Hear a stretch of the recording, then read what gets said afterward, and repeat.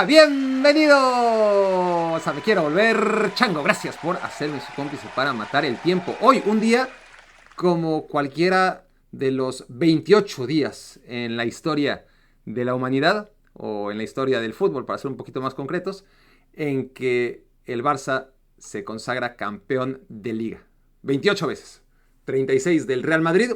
Es una distancia que se ha mantenido de más o menos entre 8 y 10 de distancia. De repente el Madrid gana, de repente lo hace el Barça, muy de vez en cuando el Atlético de Madrid. Realmente, cuando se recortó la distancia, que era muy considerable entre las ligas del Real Madrid y las del Barça, fue a partir de 1990. En 1990 el Barça tenía 10 y el Real Madrid tenía como 25. Era tremenda la distancia. Se acortó y en 2015 más o menos ya la distancia es la que es ahora. Y desde entonces, más o menos, se ha mantenido, ¿no? Desde 1990 a 2015, el Madrid ganó muy pocas ligas, el Barcelona ganó muchísimas. De 2015 a 2025, ahí se han repartido 4 y 4, una para el Atlético de Madrid y más o menos están parejos en los últimos 10 años, pero poco a poco el Barça va comiendo la tremenda distancia que tenía sobre ellos el Real Madrid en liga. Ya no hablemos en dobletes, porque eso sí es una excelencia a la que el Real Madrid no está acostumbrado. A ganar la Liga y la Copa del Rey el mismo año, algo que ha hecho el Barça. Así que hoy es un día como cualquier otro de los 9 días a lo largo de la historia del Fútbol Club Barcelona en que se ha consagrado campeón de Copa y campeón de Liga. Hoy logra un nuevo doblete, algo que es sorprendente cuando lo ponemos en perspectiva y descubrimos que el Real Madrid lleva cuatro dobletes en su historia. El equipo más ganador de España y de Europa ha sido lo suficientemente bueno en todos los frentes para no haber ganado nunca el triplete, eso está muy claro, pero solamente 4 veces la Copa del Rey y la Liga el mismo año, y data la última de esas 4 de 1989. Entonces, esto para poner en perspectiva el mérito que tiene ganar un doblete que el Barcelona ha hecho costumbre. Lo logró con Valverde por última vez, lo había logrado con Luis Enrique, claro, con Luis Enrique fue un triplete, y lo logró con Guardiola, por supuesto, prácticamente en todos los años en que dirigió Guardiola. Ganó 2 tripletes y, y bueno, en el último ganó la Copa del Rey y no pudo ganar la Liga, ciertamente. Ganó entonces 2 tripletes, no ganó ningún doblete Guardiola, que en sus otros años se llevó la Liga en su segundo año y la Copa del Rey en su cuarto año. Ahí está. Entonces, el Barcelona a lo largo de tiempos modernos ha ganado dobletes, tripletes de manera bastante habitual. El Real Madrid lo ha hecho 4 veces en su vida y no puede desde 1989. Pero bueno, ya hablaré más adelante del Real Madrid.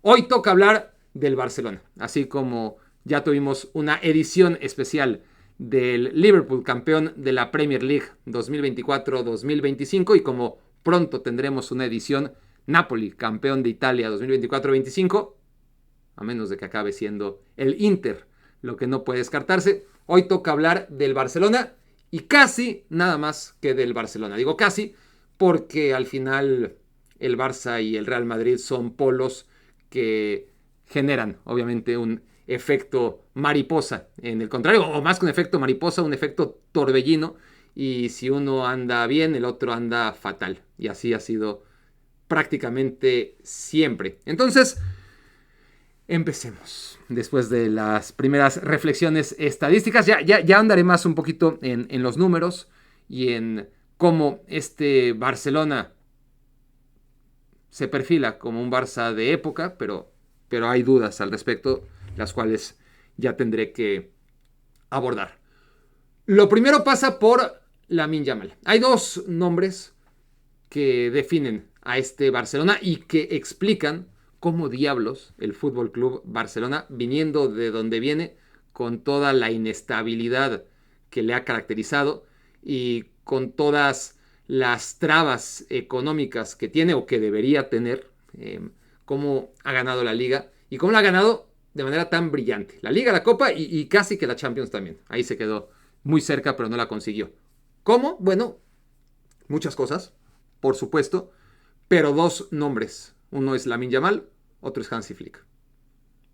Los demás son autores secundarios de mayor o menor impacto. Por supuesto que Rafinha es uno de los autores de este doblete que quedarán en la historia. Ahí están sus goles en momentos muy importantes, sus estadísticas que son maravillosas, pero el factor diferencial en casi cada partido, el que realmente dio un paso adelante, que ya anunciaba la temporada pasada, ya era una cosa increíble ver a un chico de 16 años hacer lo que hacía Lamine Yamal, confirmarlo en un escenario como la Eurocopa, y después, con 17 años recién cumplidos en la final de la Euro, regalarnos el año que nos ha regalado Lamine Yamal. Con esos goles, con esas asistencias, con esos momentos, con esas jugadas que tengan o no tengan implicación en el desarrollo del juego, que generalmente sí que la tienen, son de gente grande, ¿no? En el partido de ida contra el Inter, por ejemplo, aunque aquí está hablando de la Liga y de la Copa del Rey, ¿no? Y el análisis de la Champions League ya quedó aparte en un episodio atrás, pero lo que hace Lamine Yamal con Di Marco y con Bastoni en aquel partido de ida, cómo cambia los papeles en cada partido, ¿no? Pero ahí fue como su mayor reto. Jugaba contra la defensa del Inter de Milán, escalonada, con dos jugadores adultos como Di Marco y Bastoni, en toda la expresión de la palabra, dos de los mejores en sus respectivas posiciones, y cómo Lamine Yamal es capaz de voltear totalmente la tortilla, ¿no? Y los que parecían niños, inocentes y perdidos, eran Bastoni y Di Marco, y el que parecía gente grande, porque es gente grande, más allá de lo que diga el acta de nacimiento, era Lamine Yamal, y así ha sido toda la temporada, no ha sido un jugador de chispazos en absoluto.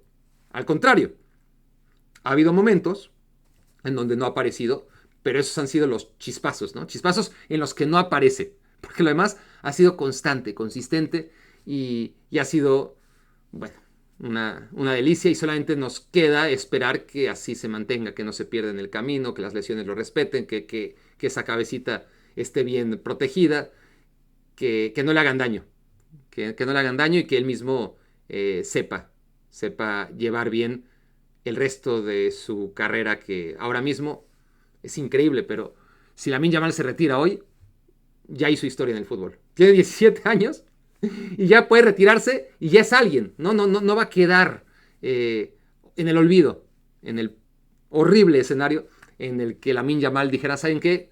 El fútbol no es para mí, me retiro, ¿no? Si Lamine Yamal dijera eso, ya hizo historia. Es increíble a los 17 años lo que ha conseguido y lo que está por conseguir. Yo era de la idea que un jugador de este tamaño, que pintaba tan bien como Lamine Yamal, tenía que irse más temprano que tarde del Barcelona. Me equivoqué tanto como cuando creí que Guardiola en 2008 era una pésima idea para el Barça, un Barça decadente y un Barça que al apostar por un tipo como Guardiola, al que yo respetaba mucho como jugador, pero que no me daba para nada, en lo más mínimo por los antecedentes directos. Estoy abordando otra cosa, ¿no? Pero en ese, solamente para justificar que a veces, o muy seguido, me equivoco y me equivoco gacho. Cuando Guardiola llega al Barcelona como entrenador, venía de un papel, pues, no muy brillante con el Barça B. Sí, lo ascendió de tercera a segunda B, o sea, de cuarta a tercera división. Más le valía, porque el Barça B históricamente ha estado en tercera división. Cuando le ha ido muy bien, ha estado en segunda. Y cuando ha estado fatal, ha descendido a cuarta, como ahorita anda, creo que en esas. Pero ascenderlo de la tercera división a la segunda B, o sea, de la cuarta a la tercera, no era ningún mérito. Antes venía de arrastrar la cobija como jugador en Dorados, en el fútbol de Qatar, un paso por Italia muy decepcionante, con un doping incluido, que bueno, al final exculparon a Guardiola, después de que luchó mucho, pero ahí quedó la duda, ¿no? De qué diablos pasó en Italia, y Y además se había lanzado en las elecciones en las que le acaba ganando Joan Laporta a Luis Bassat en el año 2003. Él era el candidato para ser el vicepresidente de Luis Bassat, cuando todavía ni siquiera se retiraba el fútbol. Entonces yo decía, este señor que no sabe ni qué onda con su vida, no sabe si quiere ser jugador, si quiere ser director deportivo, al final perdió ¿no? Luis Bassat iba a ganar las elecciones con Guardiola como director deportivo, que era el puesto que iba a ejecutar. La gana Joan Laporta al vender humo, como siempre, al decir que va a llegar David Beckham. Y ahí Guardiola dice, bueno, entonces vuelvo a las canchas y es cuando se va a Qatar o luego a México, y en fin. Me equivoqué. Claramente me equivoqué con mi percepción de Guardiola y me equivoqué cuando pensaba que Lamine Yamal se tenía que ir del Barça. ¿Por qué? Pues por las necesidades económicas del Barcelona, porque Lamine Yamal además, más temprano que tarde, para explotar como futbolista, necesitaba irse a un equipo que realmente tuviera aspiraciones a hacer cosas. Y este Barcelona no tenía pinta de ayudarle en los objetivos de un futbolista fuera de serie como se veía Lamine Yamal. Entonces, en el escenario de la temporada pasada, yo veía, no, es que Lamine Yamal no va a tardar en irse del Barcelona, en huir del Barça, y lo que es natural, ¿no? Buscando un equipo mejor, un equipo que realmente pueda aspirar a ganar cosas, y este Barça tal y como está, no tiene más camino que hundirse. Pero me equivoqué feo, porque fue Lamine Yamal, a su edad, el que arrastró a este Barcelona. No lo hizo solo, por supuesto, pero fue el futbolista más determinante. Yo creí que no estaba listo para eso. Yo creí que por bueno que fuera, iba a necesitar irse del Barça para ganar cosas, para crecer lo suficiente. Y bueno, estaba muy, pero muy equivocado en ese sentido. Un Barcelona que ha logrado reponerse a la derrota en contra del Inter. Yo hablaba de lo delicado que podía ser perder contra el Inter, de la manera en la que perdió el Barça, con el corazón roto, que siempre cuesta mucho, ¿no? Mantener el ánimo y sobre todo a estas alturas de la temporada, las piernas necesarias para encarar partidos tan importantes como Real Madrid y Español de Barcelona, justo después de haber sido eliminado por el Inter de Milán, en las circunstancias en las que fue eliminado y tras desgastarse tanto en aquellos tiempos extra, que además le dejaron el corazón roto. Y no hay nada más duro que el corazón roto de un adolescente. Este equipo está plagado de adolescentes que, a pesar de todo lo que habían demostrado, a mí me quedaba la duda de cómo van a reaccionar ante el corazón roto, ¿no? De haber perdido en contra del Inter la posibilidad de llegar a la final de la Champions League. Todos tuvimos, algunos se tienen que acordar, otros todavía lo son, pero cómo duele que te rompan el corazón, sobre todo cuando eres adolescente, lo que tarda en sanar. Yo todavía tengo heridas de adolescente, que he de confesar que a esas alturas de mi vida todavía no sanan. Y estos güeyes le dieron vuelta a la página, porque están hechos de otra cosa. Redefinen el concepto y el paradigma que todos tenemos de futbolistas jóvenes. Lamine Yamal, el que más, pero lo mismo podemos decir de Pau Cubarsí, que parece pues, normal, ¿no? Que Pau Cubarsí haga lo que hace, teniendo en cuenta que Lamine Yamal a la misma edad hace más, ¿no? En una posición en la que obviamente los defensas centrales están predestinados a quedar opacados por lo que hagan futbolistas de mayor implicación en los goles de los partidos. Entonces, cuando ves un futbolista como, no sé, en el Paris Saint-Germain, Joao Neves, de 19 años, pues ya no nos podemos sorprender. Pues tiene 19 años. En otro momento, sin Lamine Yamal, sin Cubarsí, sin estos güeyes, sería como, no mames, ve lo que hace Joao Neves si tiene 19 años, es una locura. y pues sí lo es, pero hemos perdido esta, pues esta tierra, ¿no? La tierra de saber, a ver, lo que está pasando no es normal, pero porque aparte que no es normal, ya no podemos descartar que esta generación de futbolistas redefina el tema de juventud y todos los preconceptos que tenemos sobre la fragilidad emocional, sobre la inconsistencia, etcétera, etcétera, etcétera, que este Barça de Lamine Yamal, Pau Cubarsí y compañía definitivamente no ha tenido. Este Barça tiene a jugadores que, si los comparas con el Barça más brillante de la historia, yo diría que con el equipo más brillante de la historia, no deberíamos estar comparando. Y yo soy el primero que ha dicho y que reitero, no comparen a este Barça con el Barça de Guardiola, porque no tienen nada que ver. No tiene nada que ver porque el Barça de Guardiola, además de que es un libro cerrado, del cual ya tenemos toda la información, y esto apenas está empezando, se ha cerrado el primer gran capítulo, vamos a ver cuánto dura y qué tan exitosos son las siguientes temporadas de esta serie. Pero bueno, el Barça con sus 4 temporadas de 2008 a 2012 es un tema del cual ya sabemos todo lo que tenemos que saber. Y esa primera temporada, comparada con esta primera temporada, sí que hay cosas que se pueden comparar. Entonces, ese Barça defendía muy bien. Era un gran equipo de principio a fin y de fin a principio. Incuestionable. Ese Barça rompió todo lo que se venía haciendo hasta entonces. Ese Barça reinventó el fútbol y empezó a hacer cosas que ahora son normales, porque ese momento era una locura. Que por lo menos se podía hacer de manera aislada en ciertos partidos o en ciertas ligas, pero que no lo hacían al mismo tiempo los mismos equipos o en las mismas ligas y sobre todo durante los 90 minutos de los partidos. Salir con la pelota controlada, con los centrales abiertos, con los laterales adelante, con el equipo posicionado en campo contrario, todos, ¿no? Los 10 futbolistas de campo en campo contrario, incluidos los centrales, que era una locura ver eso en ese momento, la presión alta, defender en campo contrario, todo eso que ahora es normal, que lo hace o lo intenta hacer cualquier equipo, incluso de los que pelean el descenso, eso era totalmente novedoso. Pero sobre todo, la gran diferencia, además de que fue novedad y eso es un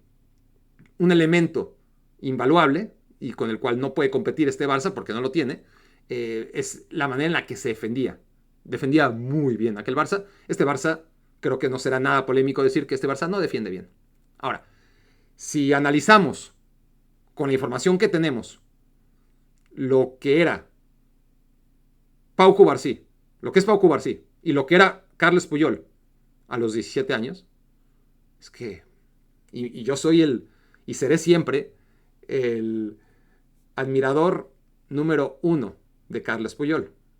No me malinterpreten, no quiero decir que Pau Cubarsí va a llegar a ser lo que fue Carles Puyol para el Barcelona. Lo que estoy diciendo es que ahora mismo Pau Cubarsí a los 17 años es mucho más de lo que era Carles Puyol a los 17 años, que no era ni siquiera central todavía. Y si comparamos lo que era Jordi Alba a la edad de Alejandro Valde es muy superior al Jordi Alba que por entonces andaba en el Valencia.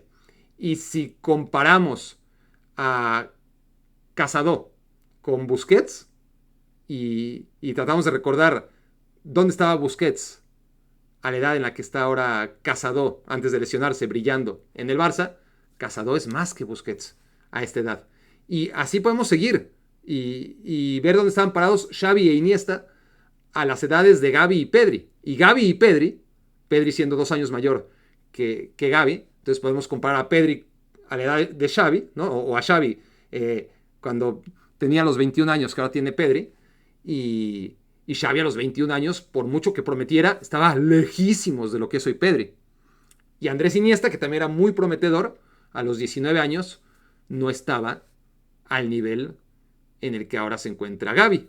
Eso es un poquito más debatible. Ese dentro de todas es un poco más debatible, pero Gavi tiene ya más recorrido del que tenía Andrés a los 19 años. Otra cosa es las necesidades de unos equipos y otros, y aquí es donde venimos al tema más interesante, que es el más explotado. No solamente es que Lamine Yamal a los 17 años sea mucho más de lo que era Lionel Messi a los 17 años.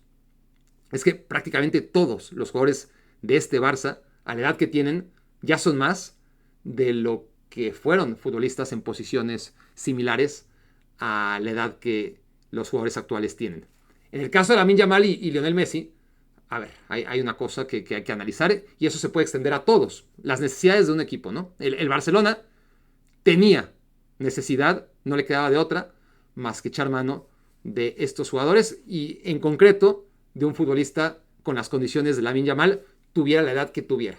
jugadores como Lamine Yamal y como Lionel Messi, a los que ya podemos, sin miedo, empezar a poner en la misma mesa, por lo menos al inicio de sus carreras, obviamente, que es lo que toca. No tenemos más información sobre Lamine Yamal, hay que ser cuidadosos, obviamente, pero ahí están las evidencias de que es algo fuera de serie, llegue hasta donde llegue. La diferencia es que, bueno, el Barça de Frank Rijkaard, cuando Lionel Messi tenía la edad que ahora tiene Lamine Yamal, no necesitaba apurar a Lionel Messi, ¿no? Tenía a Ronaldinho, tenía a Juli, tenía a Larsson, tenía a Eto'o, y tan es así que en 2006, cuando Messi era todavía un año mayor de lo que hoy es Lamine Yamal, Lionel Messi, que ya se notaba que iba a ser un muy buen futbolista, no es ni siquiera convocado a la final de la Champions League en contra del Arsenal en 2006. Tenía 18 años Messi. Y Frank Rijkaard no lo incluyó entre los 11 titulares ni entre los 7 suplentes. Quedó fuera de los 18 convocados. Si no lo hubiera hecho, si el Barcelona hubiera tenido esa necesidad, o Frank Rijkaard hubiera tenido esa confianza en Lionel Messi, a una edad como la que ahora tiene Lamine Yamal, quizás Messi hubiera sido capaz de hacer lo que está haciendo ahora Lamine Yamal. Eso nunca lo sabremos. Eran otras circunstancias. Lo que sabemos es que Lamine Yamal, a la edad que tiene, ha hecho lo que ha hecho.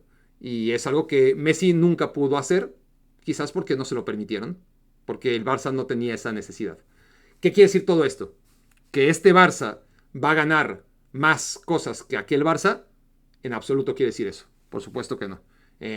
Si la carrera de un futbolista, las cosas van cambiando, pero la podemos cifrar en, ¿qué les gusta? 16 años de trayectoria, o estos que están empezando tan jóvenes, que tienen 17, pensemos que se van a retirar a los 40, bueno, de 23 años, convengamos que es medio maratón, ¿no? Es decir, que cada temporada equivale a 2 kilómetros de un maratón. Entonces, estamos apenas en el kilómetro 2, 3, 4, 5 si quieren, a lo mucho del maratón. Entonces, sacar conclusiones, ¿no?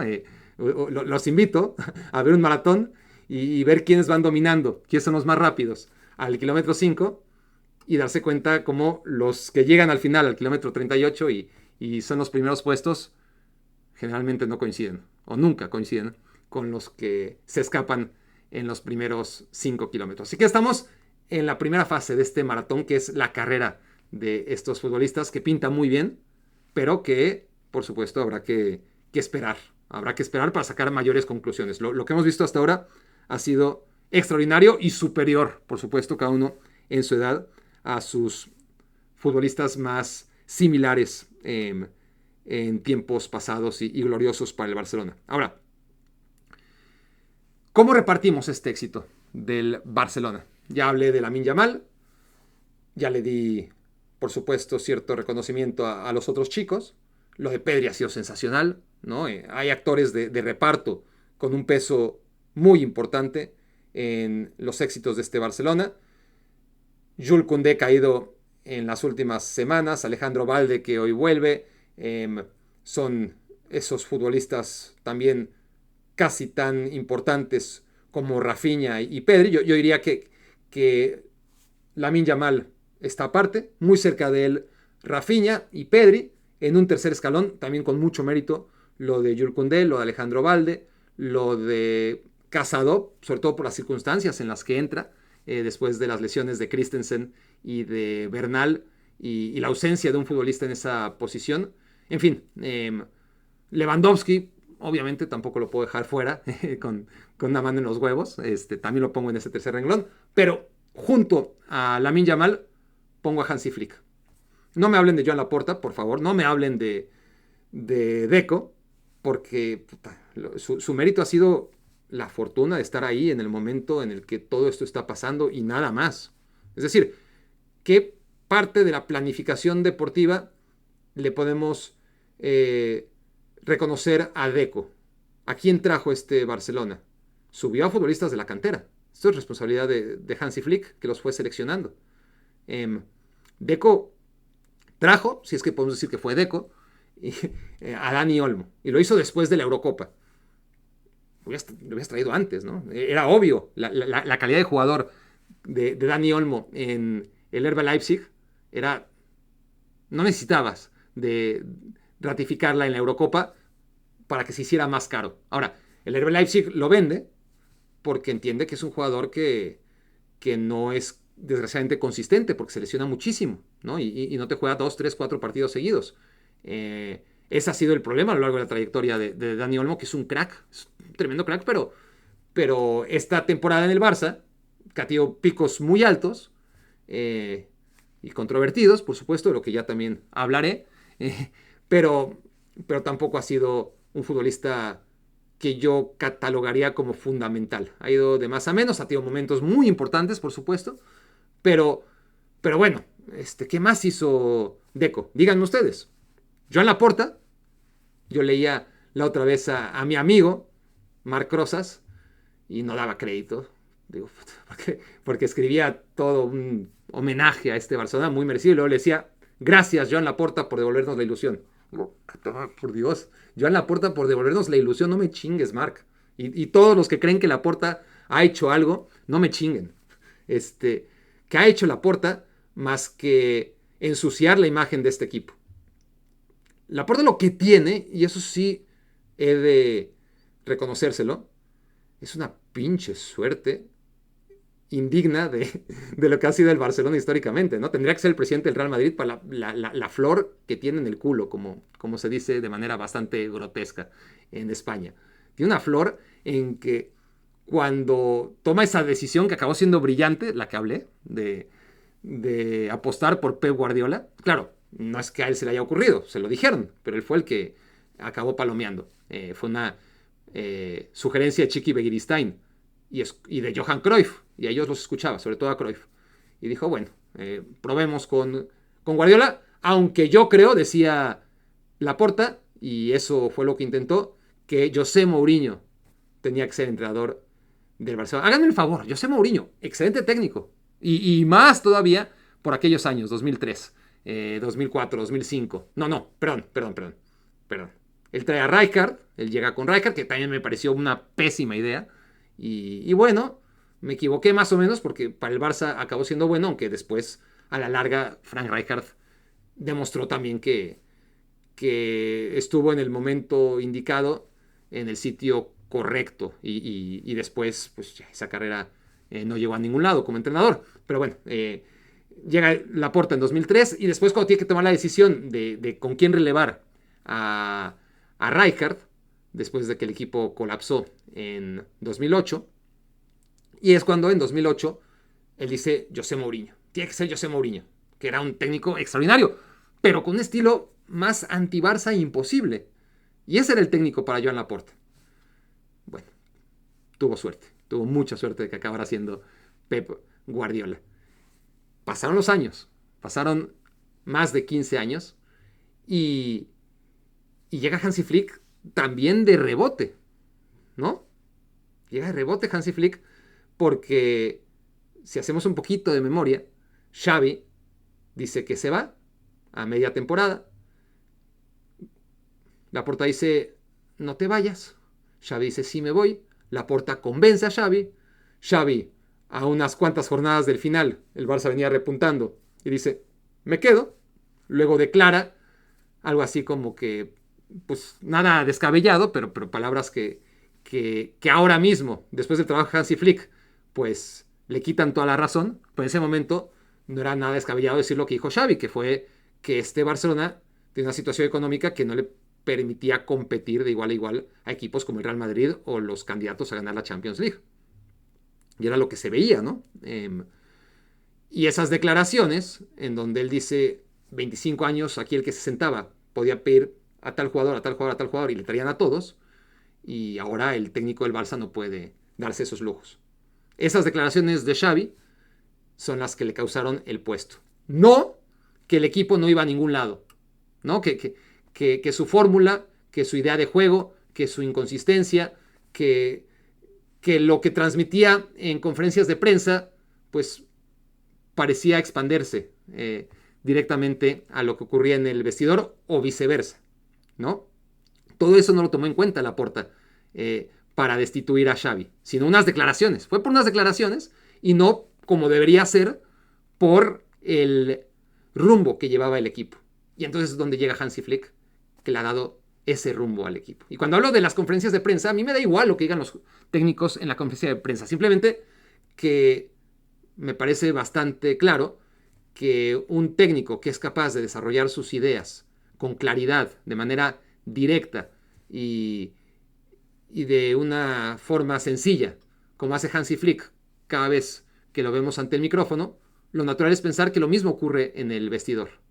Que así como entendemos y compartimos lo que dice en cada conferencia de prensa, puertas adentro, en el vestidor, los jugadores también absorben las ideas del técnico, porque además lo ratificamos en la cancha. Con Xavi ocurría lo contrario. Tenía momentos, 2, 3 partidos seguidos, a lo mucho, 10, 15, 20, 25 minutos de ciertos partidos en donde funcionaba. Algún momento en conferencia de prensa donde se veía que tenía ciertas luces Xavi. Pero generalmente era un técnico que confundía, tanto ante los micrófonos como, en consecuencia, pues cuando estaba en el vestidor. O al menos es lo que uno puede asumir, basado en lo que le oyes, la manera en la que se expresa, lo confuso y lo incongruente que es alguien en conferencia de prensa, y uno puede, pues, concluir que en el vestidor seguramente pasa lo mismo. Y cuando en la cancha, además, observas esas desconexiones, esa falta de rumbo, de mapa en un equipo, pues confirmas la diferencia entre un técnico que ilusionaba mucho como Xavi y un técnico que ilusionaba menos, pero que ha hecho un trabajo rotundo, enorme, impecable, como Hansi Flick. ¿Dónde estaba este Barcelona y dónde lo ha colocado? Sin ningún tipo de ayuda. Más allá de las ayudas que ha recibido el Barcelona, eso sí, que son extra futbolísticas. Y es en donde también hay que parar. No todo es color de rosa o azul y grana. También hay negros en este Barcelona y en esta gestión, más allá de todo lo que ya acabo de hablar acerca de este equipo y todo lo que he hablado a lo largo del año, cómo me han ido convenciendo partido a partido, más allá de sus problemas en los cuales tienen que seguir trabajando, ¿no? Y antes de abordar el tema de Laporta, o bueno, ya lo abordé, pero de la imagen del club, pues este Barça, que ha ganado los 4 partidos en contra del Real Madrid, que ha sido extraordinario de principio a fin en la liga, más allá de un bache de resultados, pero no necesariamente de juego. Este Barcelona en la Champions League sigue sin ganarle a nadie, para acabar pronto. Convengamos que el Barça en Champions League ha mejorado, por supuesto, llegó a semifinales, la temporada pasada con Xavi llegó a cuartos de final, que ya era un avance respecto a lo que habíamos visto antes, que no pasaba ni de fase de grupos, pero algo permanece. El Barça no ha eliminado a nadie, y cuando digo a nadie, se entiende a un equipo candidato a ganar la Champions League. No lo hizo este año, no le tocó. Cuando le tocó enfrentar al Inter, pues por las razones que quedan claras y que ya expuse en el último podcast, el Barça no logra avanzar a la final, pero el Dortmund y el Benfica no son equipos candidatos a ganar la Champions League. No en 2025, claramente. Y si nos vamos atrás en el tiempo, podemos repasar que en 2024 el Barça le gana al Napoli, que no era un candidato a ganar la Champions, por supuesto, el Napoli estaba horrible, y luego pierde contra un candidato como el Paris Saint-Germain, que en 2020, en los 2 años anteriores, que en 2023 y en 2022, el Barça ni siquiera pudo pasar a octavos de final, que en 2021 se quedó en octavos de final ante el Paris Saint-Germain, que en 2020 llegó a cuartos de final tras eliminar también al Napoli, que no era candidato a ganar la Champions, el Napoli 2020, obviamente, y luego no les cuento qué pasó a partido único contra el Bayern Múnich en Lisboa, no se los cuento porque ya lo saben. Y en 2019 el Barça le gana en octavos de final al Lyon, En cuartos de final al Manchester United. Manchester United, ¿no? Digamos que esa fue la última vez que el Barça eliminó a un equipo candidato a ganar la Champions League. Honestamente, el Manchester United en 2019, como en los 5 años que han seguido después y los 5 años anteriores, no era candidato a ganar la Champions League. Pero bueno, fue la última victoria de renombre del Barcelona en Champions League antes de perder en contra del Liverpool en semifinales. Y en 2018, antes de perder en contra de la Roma en cuartos de final, de la manera en la que perdió, de manera tan absurda, le había ganado al Chelsea. Y ahí sí les concedo. 2018, le ganaron al Chelsea en octavos de final, pero desde entonces el Barça no le gana a nadie en Europa y eso es lo que hay que tener todavía en cuenta. Y este Barcelona tiene que empezar a transformarse a nivel defensivo, más allá de lo bien que lo hace medio campo adelante. Si realmente aspira a trascender en la Champions League, necesitará mejorar muchísimo. Hoy, en contra del Español de Barcelona, en el primer tiempo el Español tiene muchas más opciones que el Barcelona, claras. Por más que el Barça tuviera el dominio, la pelota, lo que quieran, las estadísticas me da igual. Yo veía el partido y decía, puta, el Inter tiene las posibilidades que tiene ahora mismo el Español y el Inter te castiga. Cualquier equipo que tenga los futbolistas de la calidad técnica suficiente para aprovechar las oportunidades de gol que hoy el Español y que la inmensa mayoría de los equipos de la Liga Española no aprovechan, pues el Barça va a sufrir contra esos equipos y va a seguir sufriendo. Contra el mismo Real Madrid, al que aplastó de una manera increíble en cada partido, pero centrándonos en el último. Le ganó nada más 4-3, no me jodas. O sea, lo aplastaste, le quitaste la pelota, no dejaste que pasara de media cancha, y al final nada más le ganaste 4-3. Que bueno, al final está bien, ¿no? No nos vamos a quejar de que el Barça le ganara 4-3 al Real Madrid en el Clásico, pero para dominar de esa manera sí que amerita un mejor resultado. Un marcador en el que el Barça sufriera menos y que no estuviera al filo de la navaja hasta el último minuto para ver si el Madrid, como suele hacer por accidente, consiguiera ese 4-4 que ahora mismo no nos permitiría decir que el Barça es campeón de Liga. Entonces, sí que es un gran equipo, enorme, el mejor de esta temporada, más allá de lo que hagan el Inter o el Paris Saint-Germain. En mi opinión, esta ha sido la mejor temporada, o esta ha sido la temporada en la que el Barça ha sido el mejor equipo de Europa. Eso no quita que defensivamente tenga las lagunas severas que tiene y que ha de atacar. Ahora, extra cancha, más allá de ese 9.9 que le doy al Barcelona esta temporada, el tema de la imagen que da el equipo. No podemos ahora mismo, o no debemos apartarlo. Este Barça gana con muchas dudas sobre lo legítimo que puede ser un título impulsado por beneficios a los que no pueden ampararse otros equipos. Independientemente de todo lo que ya le he reconocido al Barça hasta ahora, independientemente de que Dani Olmo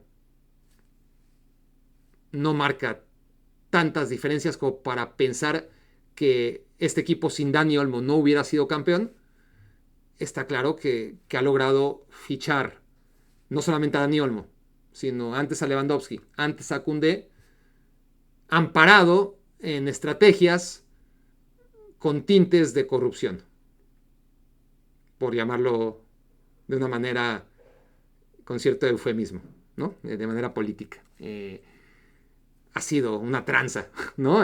Claro, con todas las palabras, lo que ha hecho el Barcelona a la hora de saltarse una normativa a la que sí que están sujetos todos. Porque cuando el Barça hacía trampa, porque ha hecho trampa de manera recurrente, ya no hablamos del caso Negreira, que sigue arrastrando y que seguirá manchando al club históricamente. Sobre todo porque tiene una cola que le pisen terrible y se ve muy mal el Barça cuando habla en contra de los árbitros, ¿no? Pero bueno, olvidemos un poquito el caso Negreira, pero el caso de la Masía, ¿no? Cuando fichó a futbolistas extranjeros, menores de edad, y en contra de la normativa FIFA, trajo a chicos como Take Kubo, entre muchos otros, de manera ilegal. Bueno, es algo reprobable, al margen de la ley, pero que lo hizo el Chelsea, que lo hizo el Real Madrid, que lo hizo el Atlético de Madrid. No por eso exime de culpa al Barcelona, pero no es algo que haya hecho al margen de todos. No es algo que le haya dado una ventaja competitiva. Al contrario, si no lo hubiera hecho, el Barça hubiera sentido, oye, pero el Atlético lo hace, el Real Madrid lo hace, el Chelsea lo hace, estamos en desventaja, ¿no? Aquí no. Aquí el Barça es el único con esta normativa del fair play financiero que se beneficia de vender palcos que no existen, de ponerle precio a un Barça Visión que no se sabe quién compró ni si vale lo que se dijo que valía y todas las palancas y tretas políticas a las que ha recurrido Joan Laporta. Ahí sí hay que reconocerle porque ha hecho lo que ha tenido que hacer para salirse con la suya a costa del futuro del club, creo yo, que esto no va a ser para siempre, y sobre todo de la imagen del presente del club, que eso pues, les vale madre a la mayoría de los barcelonistas. Ellos quieren festejar y vaya que lo están disfrutando. A mí sí me preocupa y sí me incomoda la imagen del club, de ganar, pero deja la sensación de que puta, pues sí, con sus propias reglas, con sentido por parte de, ya no de la federación, que en realidad, o la liga, que fue la que trató de defender al resto de integrantes de la Liga Española, pero ante los tribunales y ante las fuerzas que van más allá de la regulación de la propia liga. Eso para mí es delicado y es incómodo. No digo que el Barça haya ganado la liga por eso, pero sí digo que lo mancha totalmente, que la sensación además se va acumulando porque no es un hecho aislado, es una tras otra, tras otra, tras otra, tras otra, ¿no? José María Bartomeu consiguió, bajo su mandato, porque no las consiguió él, en 2015 la Copa de la Liga y la Champions League.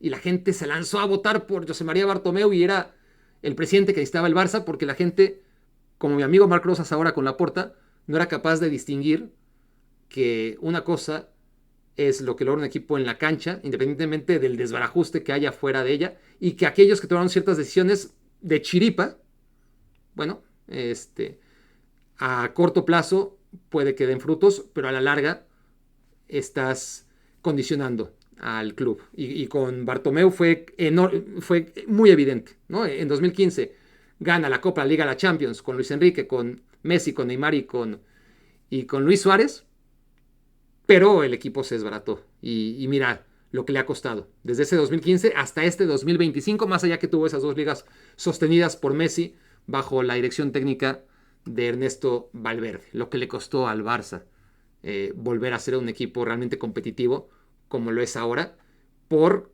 las malas decisiones de un presidente y por un socio que no es capaz de distinguir y de poder discernir entre las responsabilidades de los éxitos. Laporta no tiene ninguna responsabilidad. Su responsabilidad es mínima en el éxito de Hansi Flick, que se lleva para mí prácticamente todos los conceptos que me pueden llevar a repartir reconocimientos a la hora de elaborar por qué este Barcelona es campeón. Por supuesto que por sus futbolistas, pero más que ningún otro, por el entrenador que ha puesto a esos futbolistas, que les ha dado una idea clara, partido a partido, una mentalidad. Hoy Hansi Flick me encanta, siempre me gustó. En el Bayern Múnich tuvo actitudes muy similares, pero hoy Hansi Flick estaba mucho más preocupado cuando acaba el partido porque salieran los suyos de la cancha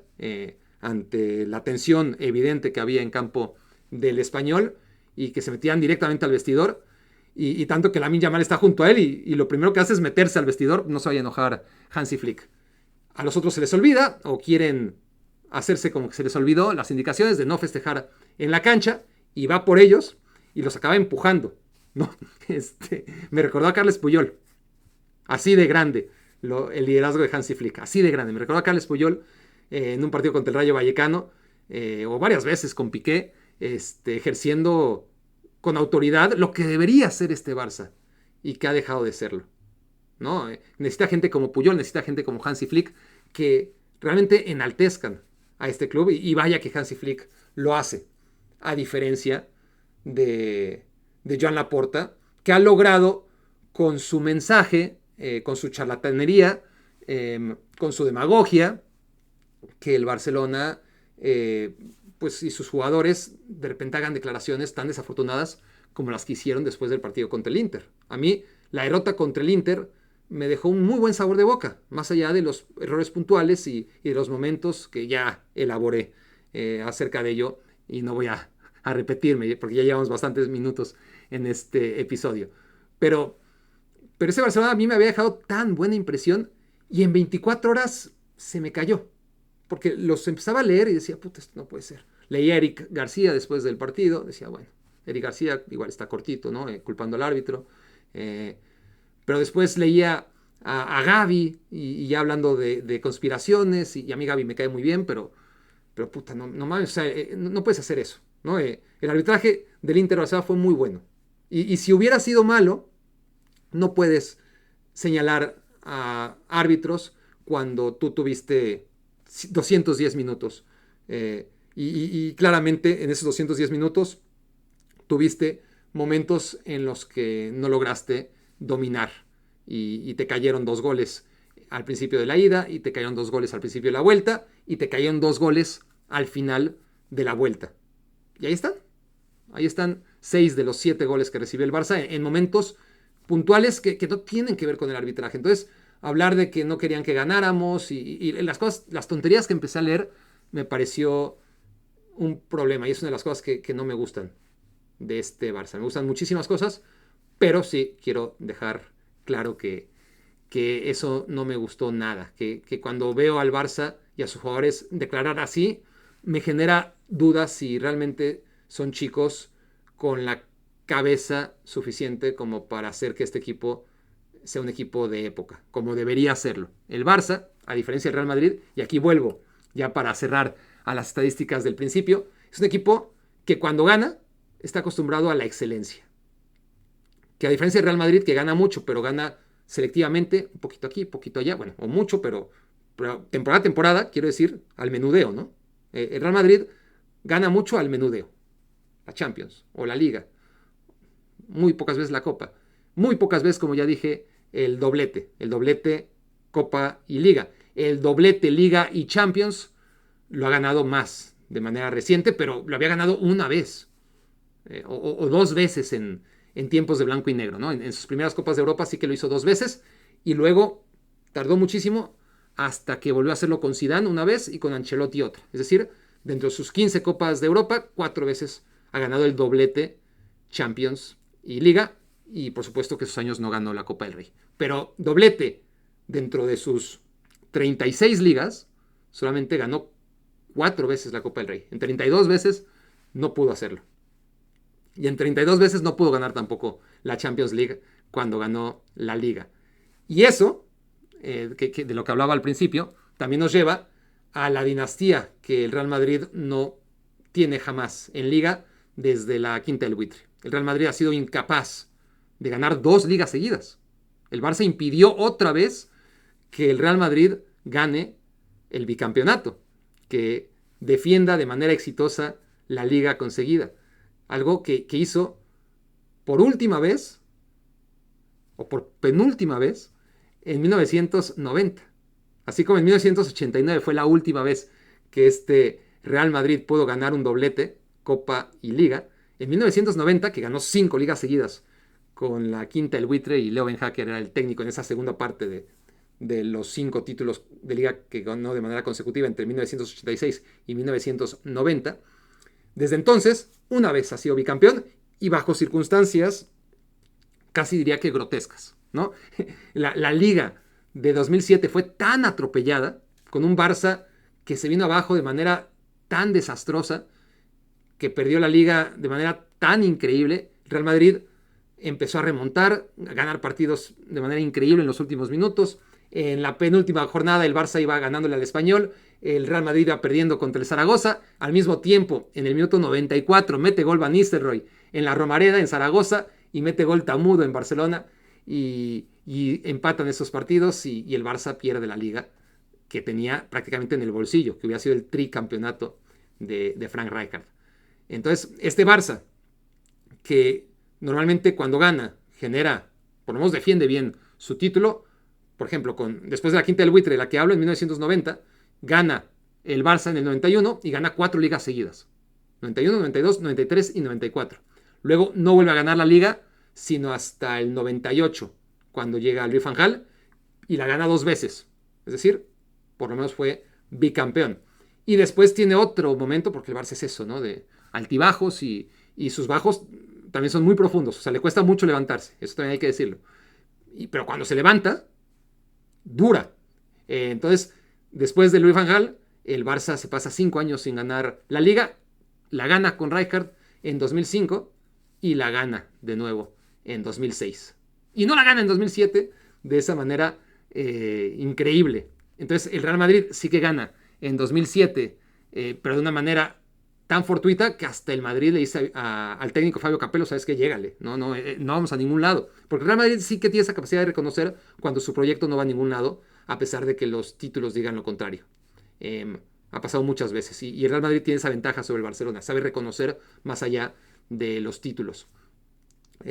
Entonces se va Capello, llega Schuster sí que gana otra vez la Liga y es la única vez, con 2 técnicos diferentes, que el Real Madrid en 35 años ha ganado la Liga 2 veces, mientras que el Barça, ya les dije, con Cruyff 4 veces, con Van Gaal 2 veces, luego con Rijkaard 2 veces, después llega Guardiola y gana 3 ligas seguidas, en 2009, en 2010 y en 2011, y luego, ciertamente con Tito Vilanova, gana en 2013, nada más gana una, pero bueno, también unas circunstancias extraordinarias, y había sido la única vez en que el Barça no había sido bicampeón, por lo menos, después de ganar una liga.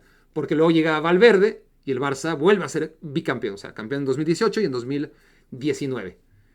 Y después llega lo de Xavi, que fue la excepción, ¿no? Esa y la de Tito Vilanova, que fue una liga aislada. Xavi la gana en 2023 y ya está, no logra defenderla bien en 2024. Y este Barça de Hansi Flick, pues tiene pinta de que a diferencia del Real Madrid, que no puede ganar ligas seguidas, tiene esa perspectiva y esa proyección y ese pronóstico mío que no ayuda demasiado, sino todo lo contrario. Pero, pero ya veremos hasta dónde logra este Barcelona mantenerse donde está, porque claro, tiene una capacidad autodestructiva inmensa. Pero este Barça de Hansi Flick, vamos a ver qué hace el Real Madrid para destruirlo, a qué recurre para ello, trabajará a conciencia, pero va a ser muy interesante ver hasta dónde llega este Barcelona, que casi siempre cuando sale campeón, no solamente sale campeón una vez, sino que gana la Liga, también gana la Copa, como ya lo hizo, y gana la Liga varias veces. Eso fue Me Quiero Volver Chango. Muchas gracias por haberme hecho su cómplice para matar el tiempo.